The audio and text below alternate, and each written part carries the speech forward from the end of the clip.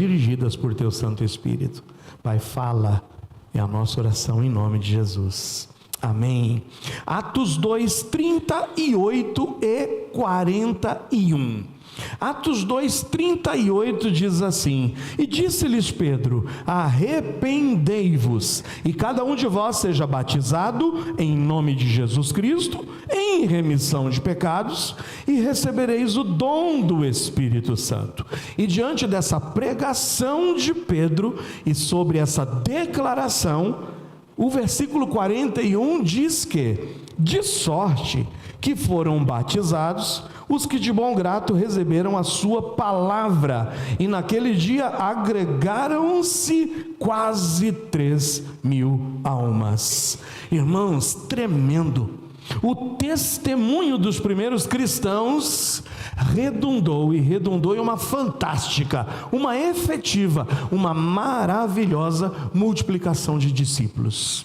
Em uma primeira mensagem, em um primeiro culto de adoração, com a igreja de Jesus Cristo sendo revelada à terra, nós vemos aqui, irmãos, quase 3.000 almas se convertendo.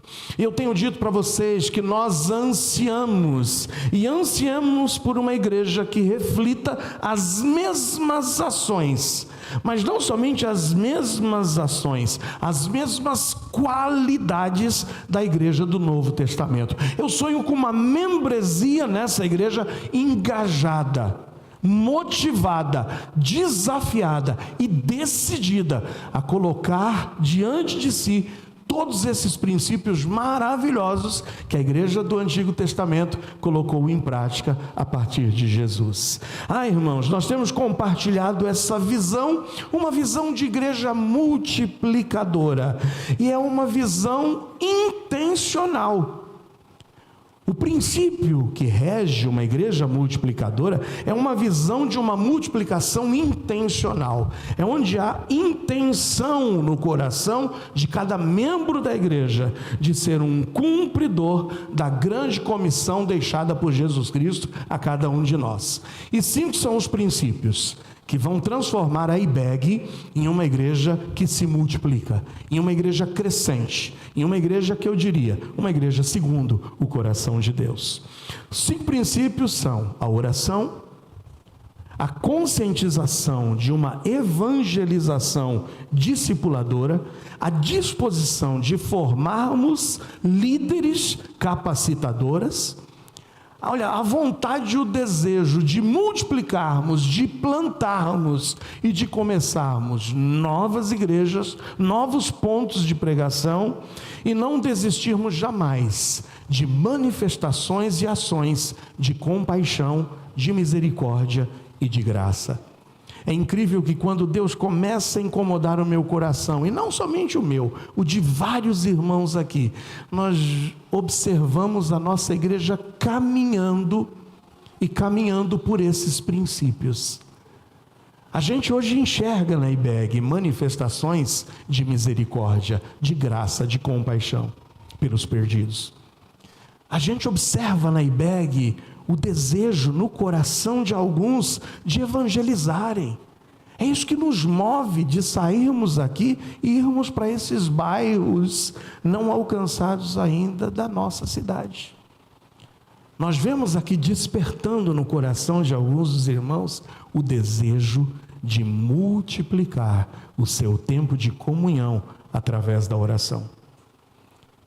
Eu tenho recebido e ouvido relatos de irmãos que têm sido incomodados a orarem mais, a se reunirem de uma forma intencional e colocarem a nossa igreja, a nossa liderança, os nossos ministérios diante de Deus. E esse é o primeiro princípio, o primeiro conceito, o primeiro princípio que nos moverá para as mudanças necessárias. Um grande avivamento vem por um coração disposto a orar, a ter comunhão com Deus. É isso que nós observamos na igreja do Novo Testamento. Lá em Atos 2, no mesmo texto que nós lemos, no versículo 42, está escrito que eles perseveravam na doutrina dos apóstolos, perseveravam na comunhão, no partir do pão, mas perseveravam nas orações. Irmãos, eu não sei quantos de vocês têm percebido. Eu repito o que eu repeti aqui na última quarta-feira. Se você estava, você vai se lembrar que eu disse exatamente isso. Também repeti isso na reunião de segunda-feira que nós temos com os homens virtualmente. E convido você que é homem, que está lá na união masculina, a se conectar lá nas segundas-feiras. É um tempo tão gostoso de compartilhamento. E lá, sem sombra de dúvidas, os pedidos são repassados e orações são feitas em prol desses pedidos. Eu não sei se vocês se lembram, em 15 de julho eu convoquei a igreja para uma semana de oração virtual. Em 22 de julho nós fomos convocados para uma semana de oração presencial. À medida que nós fomos avançando nos domingos, na série de mensagens, crescendo na graça e conhecimento, nós fomos despertados nas palavras de Pedro: vigiem e orem. E desde então, nós temos orado. Eu digo a vocês, irmãos, como meu coração tem palpitado de alegria, por tanto tempo que eu tenho separado para orar por cada um de vocês, para orar por essa igreja. A oração é o primeiro grande princípio. Por mais que estratégias, metodologias possam ser importantes, multiplicar discípulos é uma questão de experimentar um avivamento. E esse avivamento começa por meio da oração. O pastor Fernando Brandão diz: teremos uma grande colheita e uma imensa multiplicação se fizermos da oração um estilo de vida. Que a oração seja para ti um estilo de vida. Um pastor conhecido nosso disse o seguinte: a oração muda a gente, mas a oração move a gente, e a oração também move gente. Pastor Marcos Cruz, há uma semana atrás, do púlpito dessa igreja, motivando-os a uma vida de oração. Irmãos, teremos uma grande colheita e uma intensa multiplicação de discípulos aqui na IBEG. Veremos esses bancos repletos e a necessidade de o quanto antes ampliarmos espaço, se nós de fato fizermos da oração um estilo de vida. Ore por almas perdidas. Ore. Coloque os teus vizinhos diante do Senhor. Coloque os teus companheiros de trabalho. Coloque os teus funcionários. Coloque o teu patrão. Coloque as pessoas do seu círculo de amizades diante de Deus. Dobre os teus joelhos e nós viveremos e vivenciaremos um período de grande colheita para a honra e glória do Senhor Jesus. Amém? Ore, ore e ore. Mas hoje eu quero falar sobre o segundo princípio. E o segundo princípio que nos fará uma igreja, de fato, crescente, multiplicadora, e uma igreja que cumpra os propósitos estabelecidos por Jesus aqui nessa terra, é o princípio de nós termos a visão de uma evangelização discipuladora. É por isso que eu li o versículo 41. O versículo 41 diz: de sorte que foram batizados os que de bom grado receberam a sua palavra. É por isso que naquele dia agregaram-se quase 3.000 almas. A igreja de Jerusalém, a igreja nascente, de fato era uma igreja de discípulos que faziam discípulos. Uma igreja que tem a visão de crescer, de se multiplicar, de cumprir os propósitos estabelecidos por Deus, sabe que para cumprir plenamente essa grande comissão, essa grande ordem, ela deve evangelizar. Irmãos, é nossa missão, é nossa razão de ser e existir, evangelizar. Mas essa igreja crescente, com visão de cumprimento dos requisitos e das determinações de Jesus Cristo, é uma igreja que sabe, nós temos que evangelizar. Mas sabe como nós faremos isso? Sabe como é que a gente vai cumprir com esse mandamento? É estreitando relacionamentos. Se nós quisermos ver almas se rendendo a Jesus, nós precisamos de uma forma intencional estreitarmos relacionamentos. Uma igreja multiplicadora, crescente, que cumpre o propósito de Deus aqui na face dessa terra, é uma igreja que encoraja, mobiliza e capacita os seus membros para que possam desenvolver relacionamentos discipuladores, ou seja, discípulos ganhando discípulos. E nós começamos a fazer isso em EBD. Hoje alguém me disse: pastor, que bênção, tenho orado pelo Senhor. Continua firme nesse propósito. Lembra que faz tempo que alguns irmãos vinham falando sobre isso, a necessidade de nós nos despertarmos para a evangelização. E quem vai fazer isso não é o pastor sozinho, somos nós juntos. Somos nós, discípulos ganhando discípulos. Se você tem faltado a IBD, você tem faltado a oportunidade que lhe está sendo dada por essa igreja em capacitá-lo para saber como confrontar uma pessoa, a como apresentar com mansidão e temor o evangelho da salvação. Mas você tem deixado a oportunidade passar, porque talvez alguma coisa mais importante tenha a ser feito às 17h10. Mas nós estamos aqui cumprindo o nosso papel. E se tivermos parte dessa igreja disposta a respirar essa visão de, olha, precisamos compartilhar o evangelho, essa igreja crescerá para a honra e glória do Senhor Jesus. Waylon Moore, outro pastor batista, diz: quando uma igreja exala discípulos, ela inala convertidos. E dessa forma ela cresce. Lembra? Repito a mesma frase dita há 2 semanas atrás. Quando nós exalamos discípulos, ou seja, os discípulos saíram. Irmão, quando você cruzar aquele portão hoje, ao término desse culto, tu estás entrando no nosso campo missionário. E essa igreja precisa exalar discípulos. Colocar os discípulos para cumprirem a sua responsabilidade. E sabe o que nós inalaremos? Sabe o que nós vamos aqui de fato inalar, entrando pelos portões daquela igreja? Mais almas salvas e remidas pelo sangue do Cordeiro. Amém ou não? Precisamos exalar discípulos. Pessoas que com intencionalidade saiam a cada semana para viver o evangelho, para cumprirmos com a nossa razão de ser e existir. Por isso hoje, a nossa mensagem passará por 5 características de uma evangelização discipuladora. A evangelização discipuladora tem 5 princípios, que eu queria que ficasse gravado no teu coração.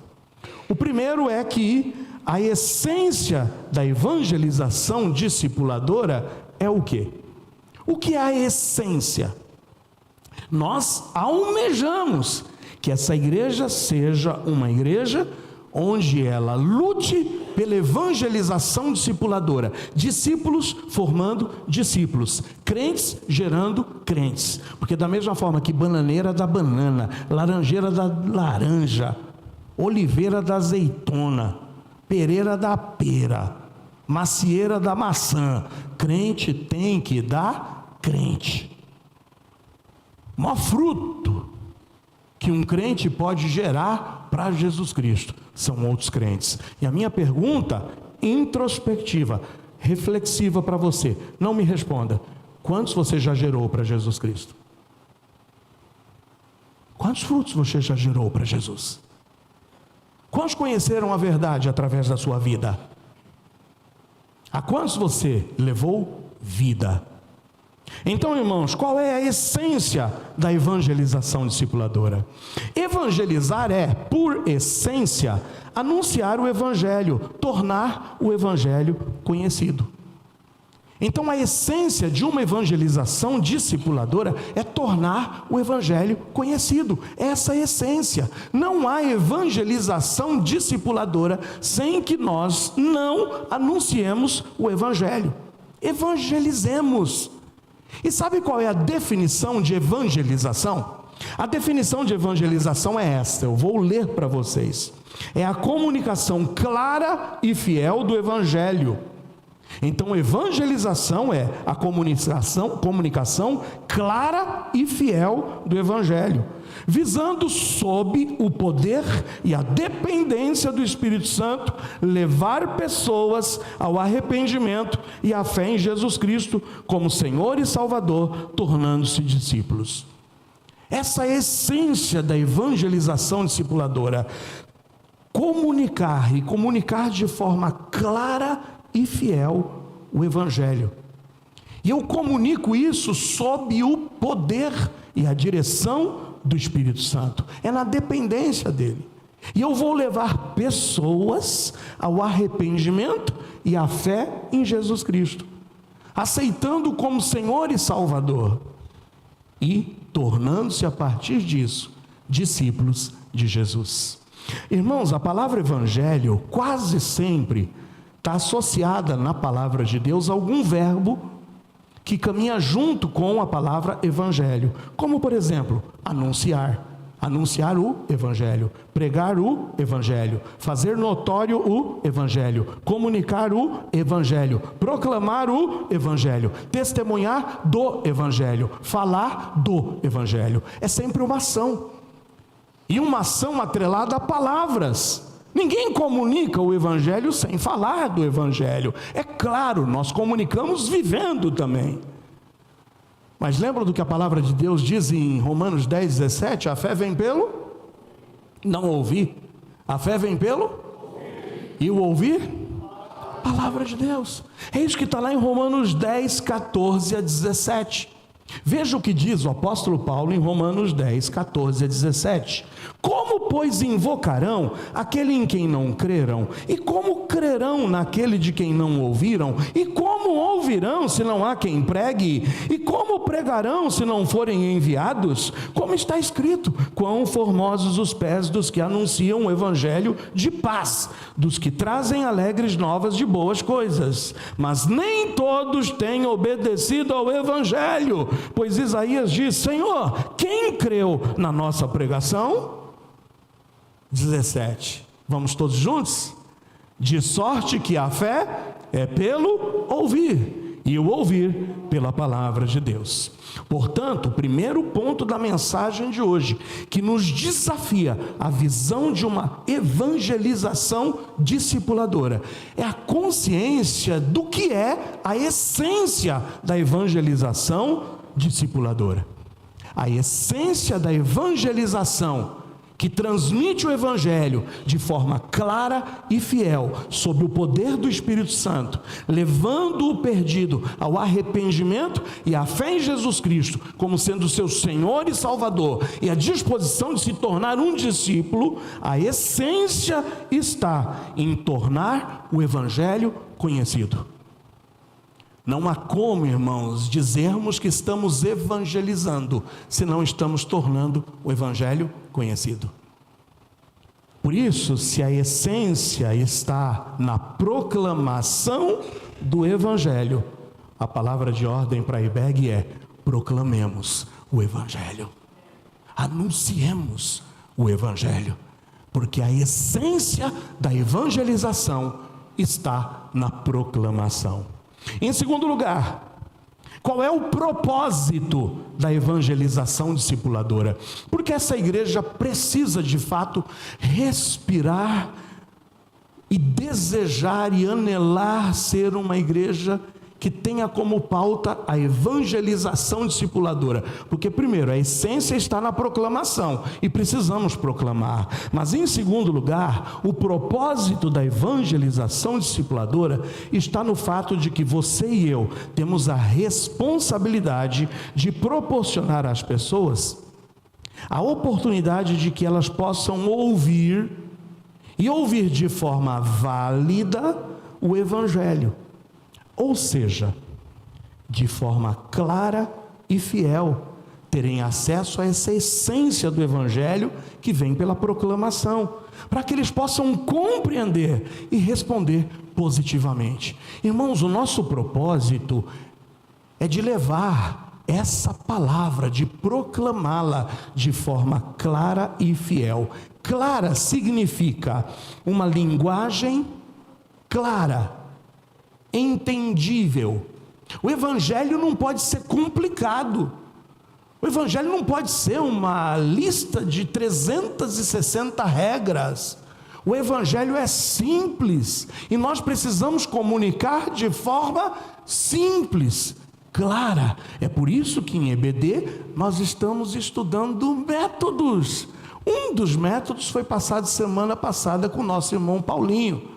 Na aula de hoje começamos a compreender o que é a salvação e depois nós despejaremos para vocês tantos outros métodos para que a gente possa transmitir a mensagem do evangelho de forma clara, porque o propósito da evangelização discipuladora é que nós proclamemos de forma clara, com uma linguagem simples usada pelo evangelista, mas uma linguagem fiel.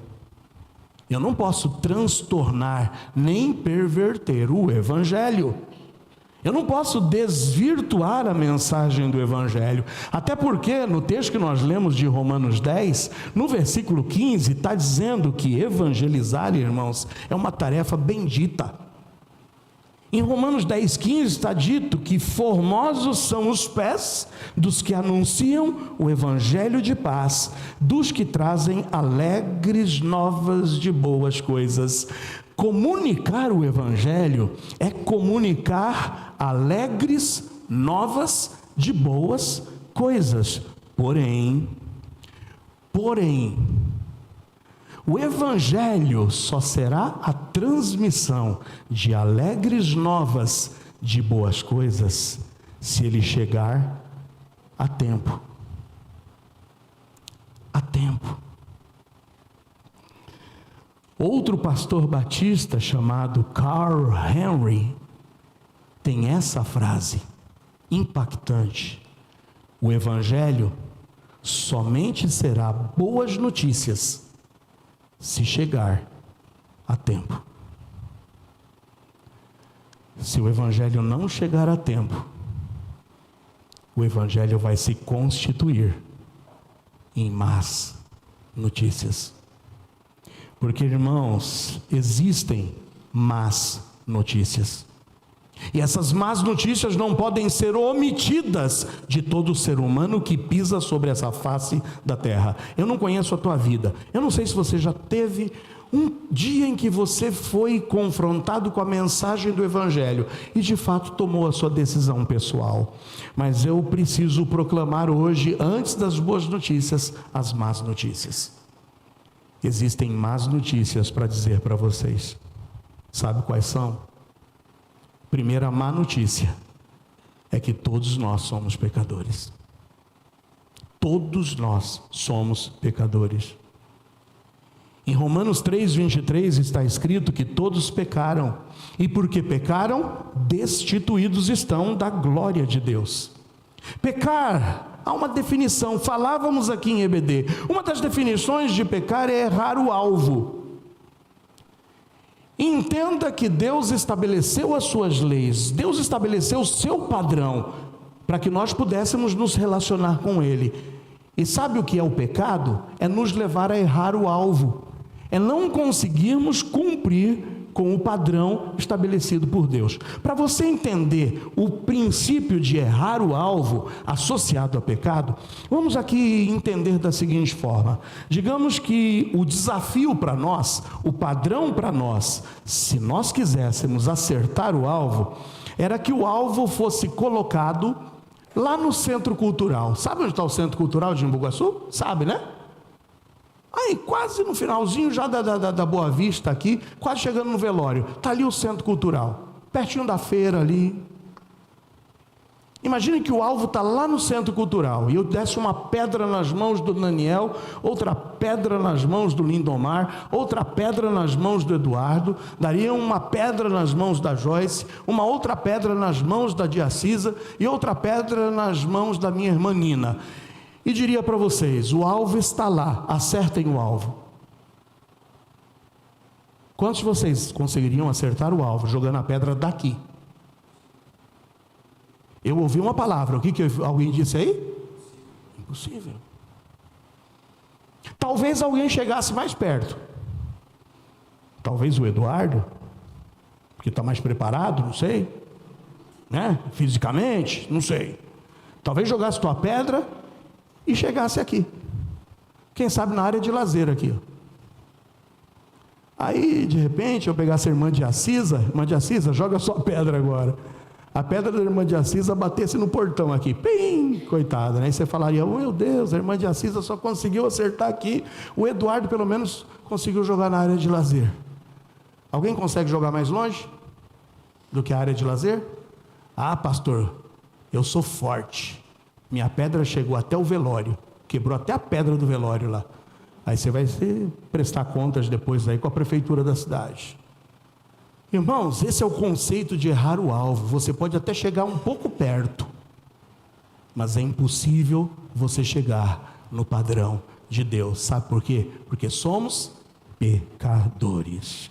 Quando nós mentimos, quando nós usamos de malícia, quando nós enganamos o nosso próximo, quando nós fornicamos, nós estamos errando o alvo daquilo que Deus desejava para nós. E porque somos pecadores, a Bíblia diz que destituídos estamos da glória de Deus. Quem é que chega por méritos próprios até a presença de Deus? Ninguém. Mas sabe, tem uma segunda má notícia. Porque há uma recompensa por conta desse nosso pecado. Não somente estamos destituídos, separados de Deus, mas em Romanos 6:23 diz que o salário do pecado é a morte. Entenda por salário, retribuição, recompensa, pagamento pelo que eu mereço. Por isso que quando eu preguei aqui sobre graça para vocês, eu disse que a graça barata, anunciada por muitos movimentos aqui hoje em dia, é a graça que somente apresenta o amor de Deus, mas destitui o pecador de ouvir sobre o juízo de Deus. A graça sem juízo é um evangelho incompleto. Por isso que as más notícias são essas. Olha, somos pecadores, e porque pecamos, estamos separados, destituídos, e para nós só resta a morte. E entenda por morte a separação eterna de Deus. Mas diante dessas más notícias, nós temos as boas notícias, que estão aí para jogar as más notícias por terra. E as boas notícias, quais são? Primeiro, em Romanos 5:8, é o fato de que Cristo morreu por nossos pecados, amém ou não?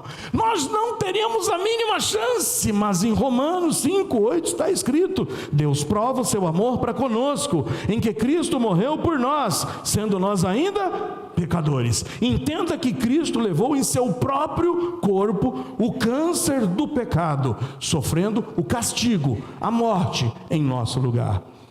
Em Isaías 53:5 está escrito que ele foi ferido por causa das nossas transgressões, foi moído por causa das nossas iniquidades. Por isso que o castigo que nos traz a paz estava sobre ele, e pelas suas pisaduras fomos sarados. Essas boas notícias têm que ser levadas, mas têm que ser levadas a tempo. Porque, como já lhes disse hoje, Carl Henry disse, o evangelho é boas notícias se chegar a tempo. E se nós não anunciarmos as más notícias, para que todos estejam conscientes delas, para que possamos levar as boas notícias, irmãos, os pecadores morrerão em seus pecados. Agora, o ápice da boa notícia é que, por conta do fato de que Cristo morreu por nossos pecados, em Romanos 6:23 há o complemento. A má notícia é: o salário do pecado é a morte. Má notícia. Mas qual é a boa notícia? Vamos ler todo mundo junto? Má notícia: porque o salário do pecado é a morte. Boa notícia: mas o dom gratuito de Deus é a vida eterna por Cristo Jesus, nosso Senhor. Quem pode dizer aleluia? É por meio dele que nós somos salvos. Para que alguém se converta e se torne um discípulo, é preciso que ouça o Evangelho, compreenda o Evangelho e receba o Evangelho pela fé em seu coração. Em Romanos 10, 9 e 10, Paulo diz o seguinte: a saber, se com a tua boca confessares ao Senhor Jesus, e em teu coração creres que Deus o ressuscitou dentre os mortos, serás o quê? Salvo, visto que com o coração se crê para a justiça, e com a boca se faz confissão, e confissão para a salvação. Quantos aqui já creram no coração? Diga amém. Quantos confessaram com a sua boca? Diga amém. A salvação vem pelo crer e pelo confessar. A essência da evangelização discipuladora é tornar o evangelho conhecido, e tornar o evangelho conhecido vem pela proclamação. Portanto, proclamemos, e nós estaremos cumprindo com a essência da evangelização discipuladora. No entanto, o propósito da evangelização está no fato de que devemos proclamá-lo, sim, mas devemos proclamá-lo de forma clara e fiel. Ninguém pode ser salvo a não ser por Jesus. Por obras, pastor, pela graça sois salvos por meio da fé. Isso não vem de vós, é dom de Deus, não vem de obras para que ninguém se glorie. Ah, pastor, de repente eu não terei outra chance. Existem muitos movimentos religiosos que dizem que nós estamos aqui sofrendo um karma, estamos nos purificando, e aí eu vou ter outra chance, eu nascerei e terei uma nova vida para pagar os meus pecados. Não. Hebreus 9, 27, aos homens está ordenado morrer uma vez, viu depois disso o juízo. Ah, pastor, mas eu sou tão religioso, eu sou tão devoto, eu tenho os meus santos particulares, inclusive, a quem eu honro, a quem eu faço devoção, a quem eu dou, não somente a minha devoção, mas todo o meu respeito. Não.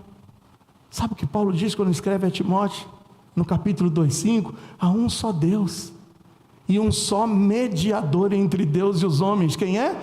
Jesus Cristo, o homem. Você percebe?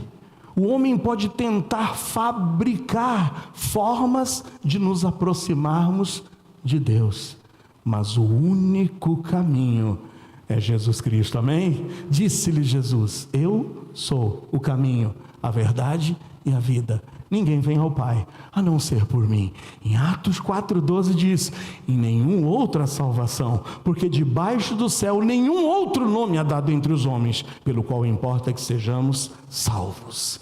Ah, meus amados, nós como igreja e você como discípulo, tem discípulo aqui? Não, só isso de discípulo. Tem discípulo de Jesus aqui? Você tem uma responsabilidade. Discípulo tem que gerar discípulo. Por isso, a essência da evangelização está na proclamação. Se você disse amém dizendo que é discípulo, proclame o evangelho. Mas proclame o evangelho dentro do propósito. E qual é o propósito? De forma clara e fiel às Escrituras. Nós precisamos levar e dar a oportunidade a todos aqueles que nos cercam de ouvir o evangelho de forma clara e fiel. E se você não o fizer, sabe qual é o destino das pessoas com quem você tem convivido, se relacionado e não compartilhado o evangelho? O inferno. O inferno. É esse o destino.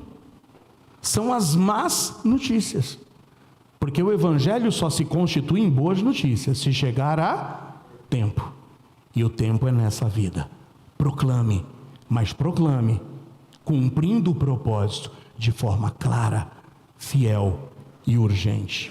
Terceiro, qual deve ser a motivação da evangelização discipuladora? Já vimos a essência, já vimos o propósito. Qual deve ser a motivação? A Bíblia nos orienta a que tudo que venhamos a fazer, irmãos, tenha um único propósito: a glória de Deus. Tudo quanto tiver a mão para fazer, que seja com um motivo: a que o nome de Deus seja glorificado. Quando Paulo escreve aos Tessalonicenses, 1 de Paulo, aos Tessalonicenses 2:4, diz o seguinte: mas como fomos aprovados de Deus, para que o Evangelho nos fosse confiado, assim falamos, não como para agradar aos homens, mas para agradarmos a quem? A Deus, que prova os nossos corações. Quando evangelizamos e quando proclamamos o Evangelho de forma clara e fiel, dentro do propósito estabelecido por Deus, irmãos, nós estaremos cumprindo com o que deve ser a nossa motivação: glorificarmos a Deus. Em João 14:21, veja o que diz, palavras de Jesus: aquele que tem os meus mandamentos e os guarda, esse é o que me ama, e aquele que me ama será amado de meu Pai, e eu amarei e me manifestarei a ele. Por isso que em 1 de Paulo aos Coríntios 9:16, Paulo, conhecedor de que a motivação não deveria ser outra senão a glória de Deus, Paulo diz: se anuncio o Evangelho, não tenho de que me gloriar, pois me é imposta essa obrigação, e ai de mim se não anunciar o Evangelho. Irmãos, quando evangelizamos, glorificamos a Deus, primeiro, demonstrando o nosso amor por Ele, porque quem o ama, obedece a Ele e guarda os seus mandamentos. Mas nós expressamos não somente a glória a Deus quando demonstramos que o amamos, mas quando o obedecemos. Porque pregar o Evangelho a toda criatura, compartilhar do Evangelho, é responsabilidade de cada crente. E quando nós o fazemos, não temos do que nos gloriar, mas nos é imposta essa obrigação. E quem diz que ama a Deus, deve obedecê-lo. Mas nós glorificamos também a Deus através da compaixão, que ao compartilhar o Evangelho a outros, demonstramos que nós temos para com esses. Olha o que a Bíblia diz em Mateus 9:36. Veja se não era o combustível propulsor de Jesus, senão o amor e a compaixão pelas almas perdidas. Em Mateus 9:36 está escrito: vendo as multidões, teve grande compaixão delas, porque andavam cansadas e desgarradas como ovelhas que não têm pastor. Irmãos, qual deve ser a nossa motivação para, como igreja, propagarmos o Evangelho?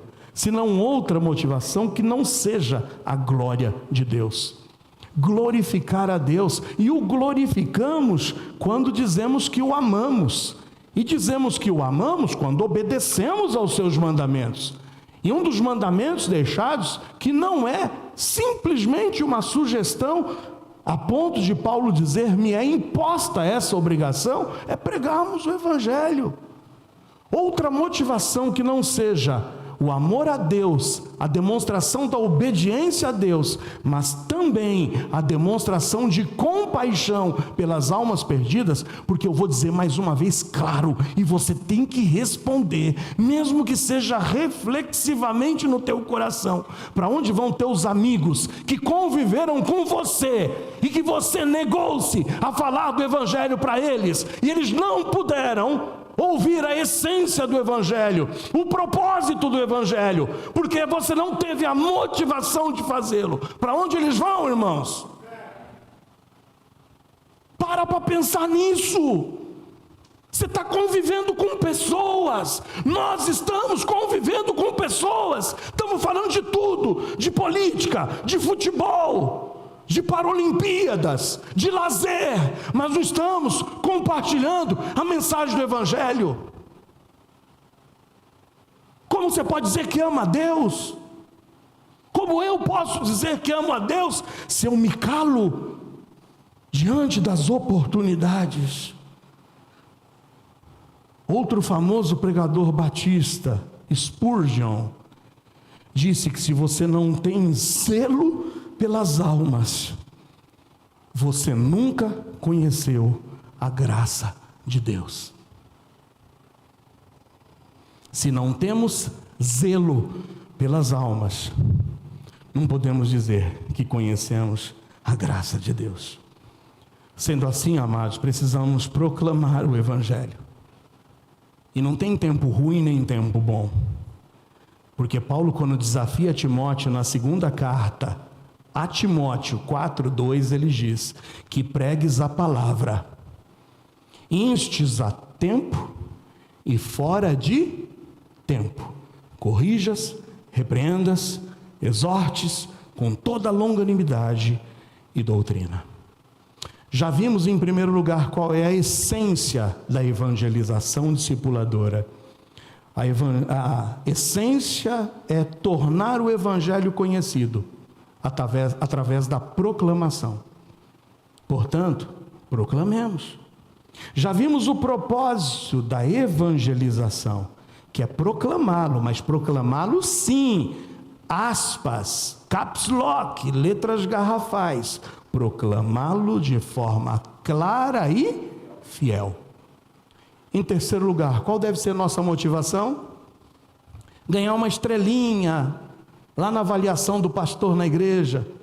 Eu vou ganhar uma estrelinha, vou ganhar um prêmio depois lá no final do ano. Pastor, ganhei 2 almas. Que prêmio o senhor tem?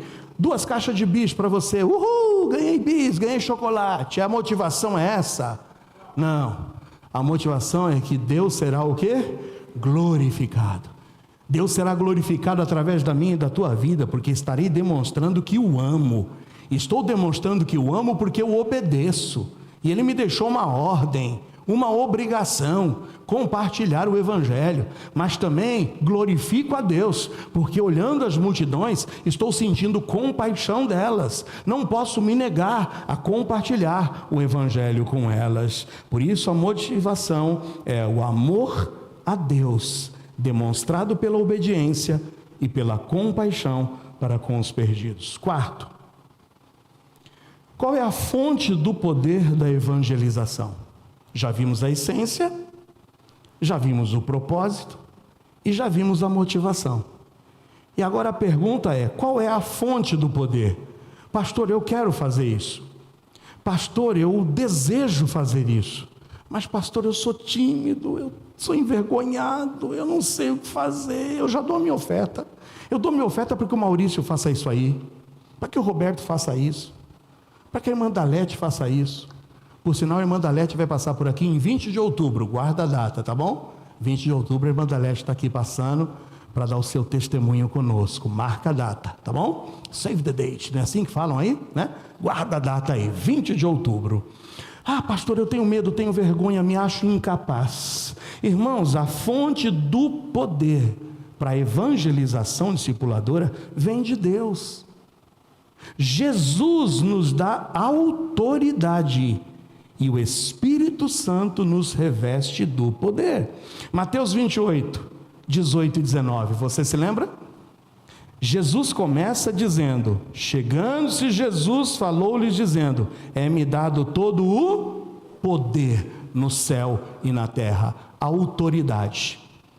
E diante disso ele diz, ide, fazei discípulos de todas as nações, batizando-os em nome do Pai e do Filho e do Espírito Santo. E o mesmo Jesus, nas suas últimas palavras, antes de ascender aos céus, em Atos 1:8, diz o seguinte, mas recebereis o poder do Espírito Santo, que há de vir sobre vós, e ser-me-eis o quê? Testemunhas, tanto em Jerusalém, como em toda a Judéia e Samaria, e até aos confins da terra.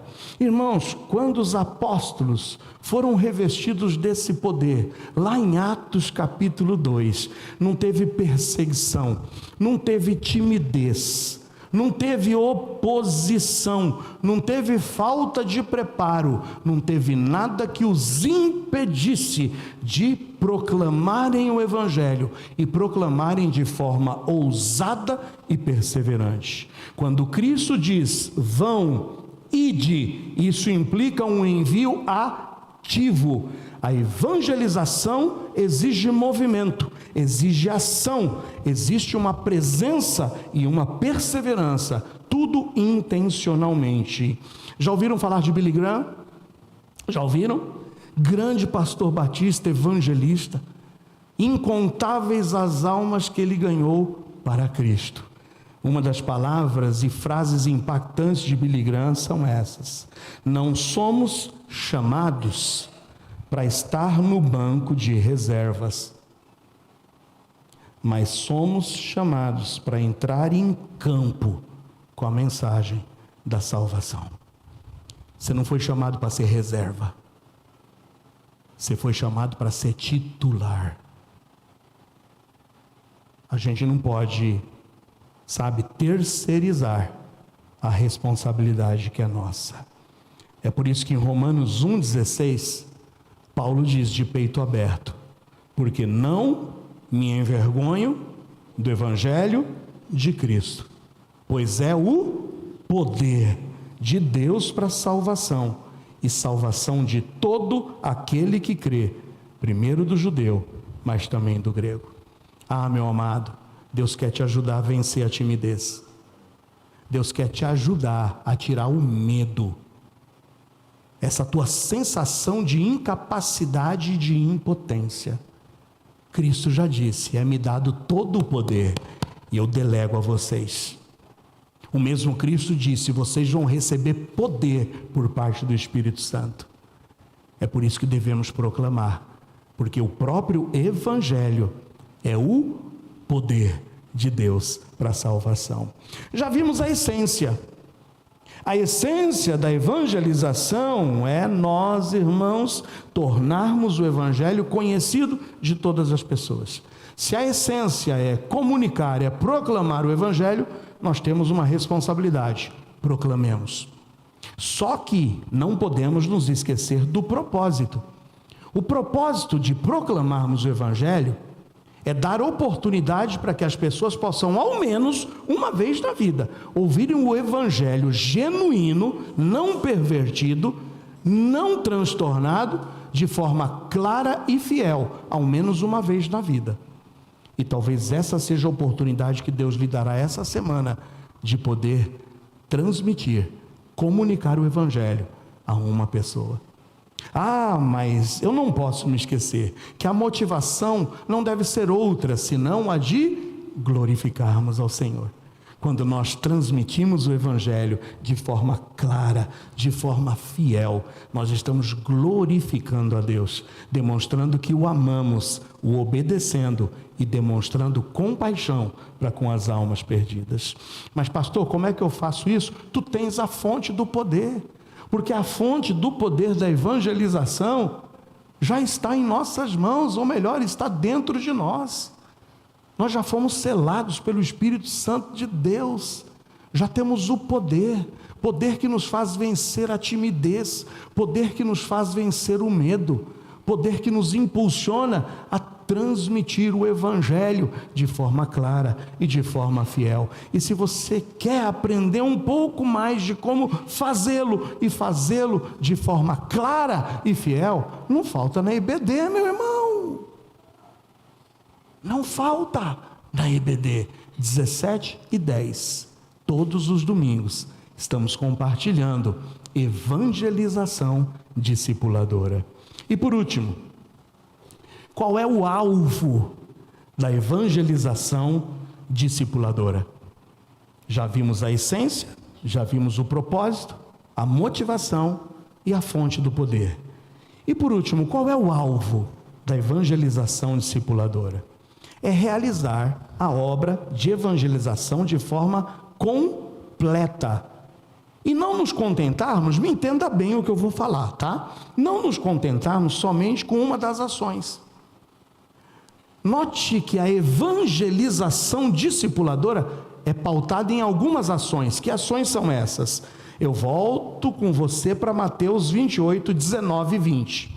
Abre lá em Mateus 28, 19 e 20. Veja o que diz lá, palavras de Jesus. Portanto, ide, fazei discípulos de todas as nações. Primeira ação, fazer discípulos. Como é que eu faço um discípulo se não for proclamando o Evangelho? E proclamando o Evangelho de forma fiel e clara, sem distorcer o Evangelho. Fazendo isso para a glória de Deus. E sabendo que dentro de mim tem o poder para fazê-lo. Não é de mim mesmo, mas é pelo Espírito Santo de Deus. Tenho que fazer discípulos, e eu faço discípulos como? Proclamando o Evangelho. Mas para aí, a nossa ação? Não. Eu tenho que levar esse discípulo a uma decisão importante. E a decisão de confirmar a sua decisão através do batismo. É por isso que está dizendo, vão e façam discípulos. E esses discípulos precisam ser o quê? Batizados. Tem alguém aqui que diz que é discípulo e ainda não deu o passo do batismo? O que lhe falta? O que lhe falta em dar o passo da confirmação e dizer, creio no Senhor Jesus, e porque creio, não me envergonho, e quero proclamar em alto e bom som, quero ser batizado, como prova da minha decisão. Note que a evangelização não está completa, enquanto esses que creram e se tornaram discípulos, não derem o passo para o batismo. Mas tem mais ainda, parou aí? Não, porque aí no versículo 20 diz, ensinando-os a guardar todas as coisas que eu vos tenho mandado. E Cristo dá uma certeza para nós, eu estarei com vocês todos os dias, até a consumação do mundo, amém.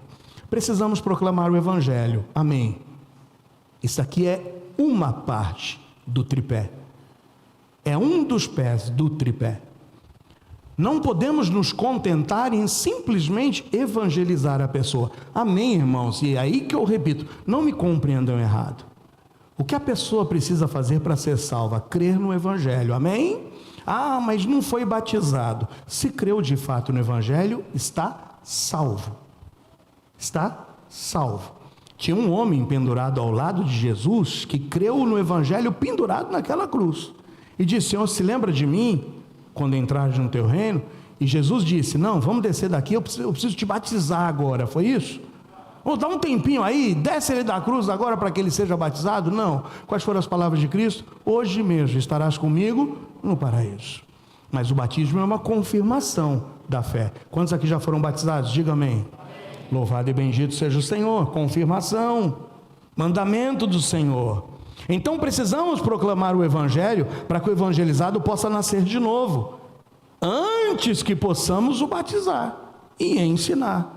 Porque enquanto o evangelizado não se converte, não há como crescer. Não adianta regar uma planta morta. Sabe por que tem gente que não está crescendo na graça e conhecimento? É porque ainda não nasceu de novo. E a gente está dizendo, poxa, eu estou falando sempre a mesma coisa, estou batendo na tecla sempre a mesma coisa. Talvez isso ocorra com nossos filhos, talvez isso ocorra, quem sabe, com alunos nossos do projeto. E a gente está dizendo, não aprende, é porque talvez ainda faltou o primeiro passo. E o primeiro passo é o quê? É se converter.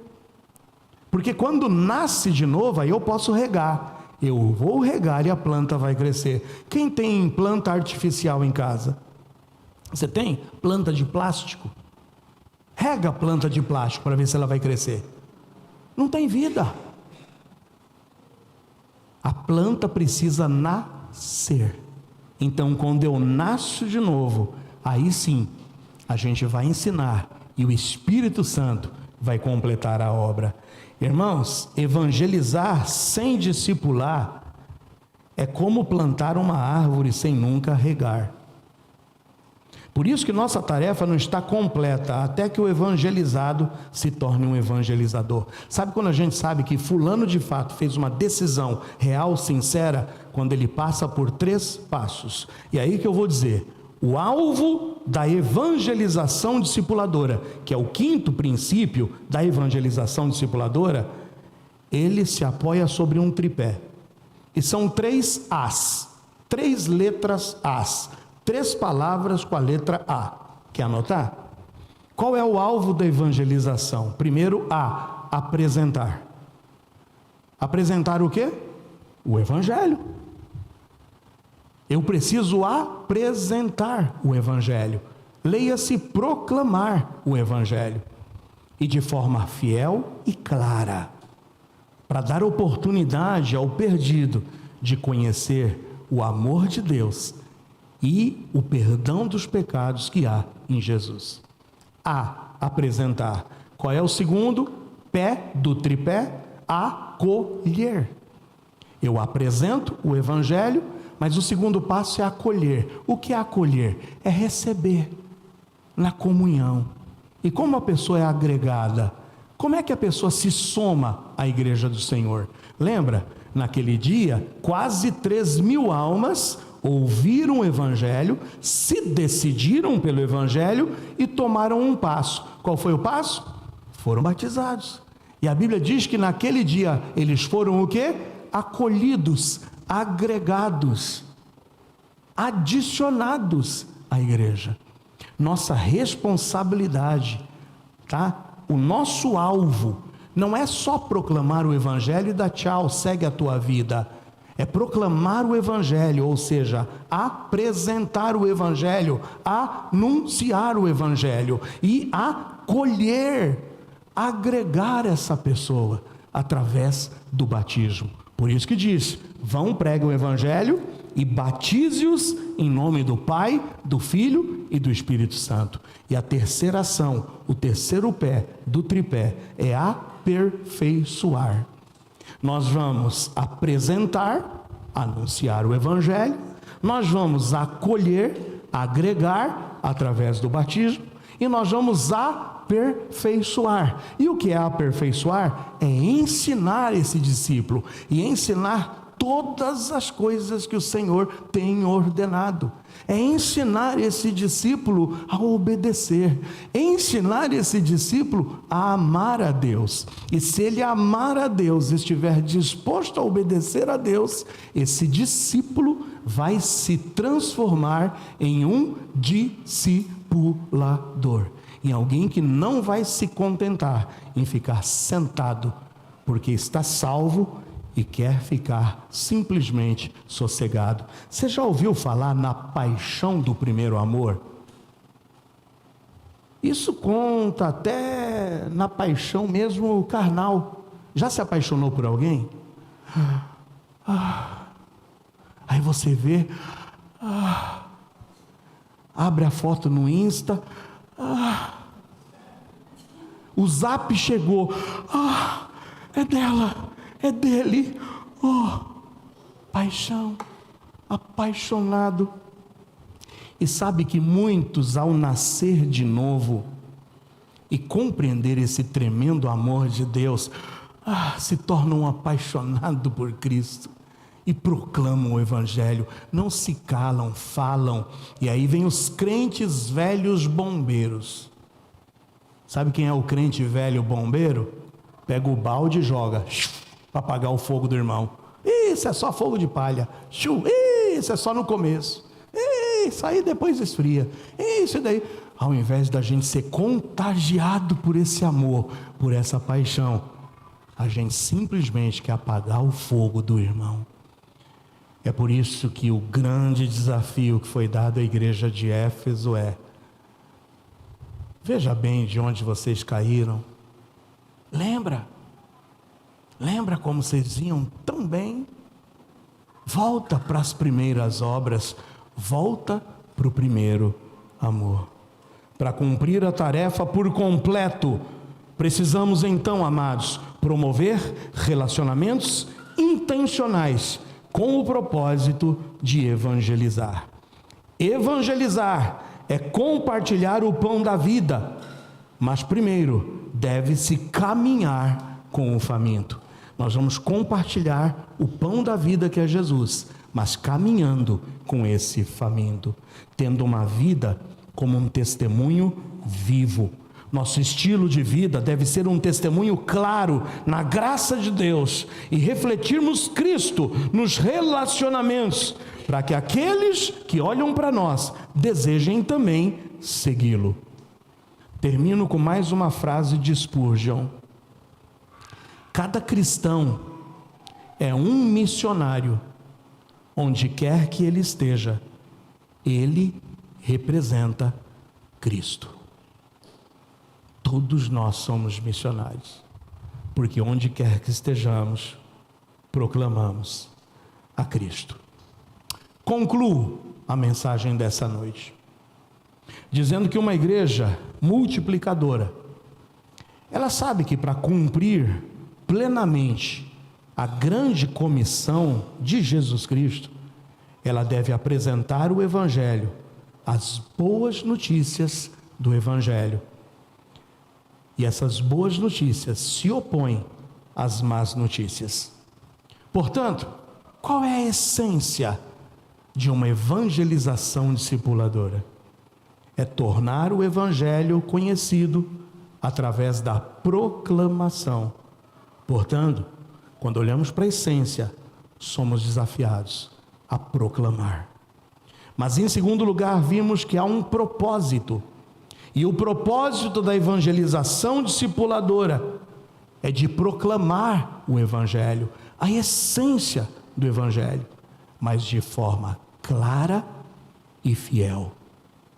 Em terceiro lugar, aprendemos que a motivação, o que nos impulsionará a falarmos do amor de Deus e do Evangelho de Jesus, é a demonstração do nosso amor a Deus, através da obediência e da compaixão para com os perdidos, ações essas que glorificam a Deus. Portanto, a minha motivação é a glória dele. Em quarto lugar, aprendemos que a fonte de poder da evangelização é o Espírito Santo de Deus, que tira de nós o medo, tira de nós a timidez ou qualquer pretensão de desculpar-se por falta de preparo. E por último, vimos que o alvo da evangelização discipuladora é cumprirmos o tripé, é apresentarmos o Evangelho, é apresentarmos de forma clara e fiel o Evangelho, é de acolhermos essas pessoas através do batismo e é de aperfeiçoarmos esses discípulos, ensinando-os a guardar todas as coisas que o Senhor nos mandou. Agindo dessa forma, a IBEG será, sem sombra de dúvidas, uma igreja onde a evangelização discipuladora seja algo claro e intencional nas suas ações, onde nós vamos nos levantar a partir de hoje para desenvolvermos relacionamentos com intenção de discipularmos, ou seja, discípulos ganhando discípulos. Tudo isso, irmãos, porque uma igreja que não evangeliza é uma igreja que precisa ser evangelizada. Uma igreja que não evangeliza é uma igreja que precisa ser evangelizada. Com quanto será que Deus pode contar nessa igreja? Com quantos Deus pode contar que não simplesmente ficarão só na oração? Senhor, envia, Senhor, manda, Senhor, prepara outras pessoas para irem lá. Mas com quantos Deus vai contar e que vão dizer: eis-me aqui, conta comigo, eu quero me levantar para ser um evangelizador. Deus quer você se engajando, somando, levantando relacionamentos com a intenção de ganhá-los para o Senhor Jesus. Fecha seus olhos, eu quero orar por você. Há alguém aqui nessa noite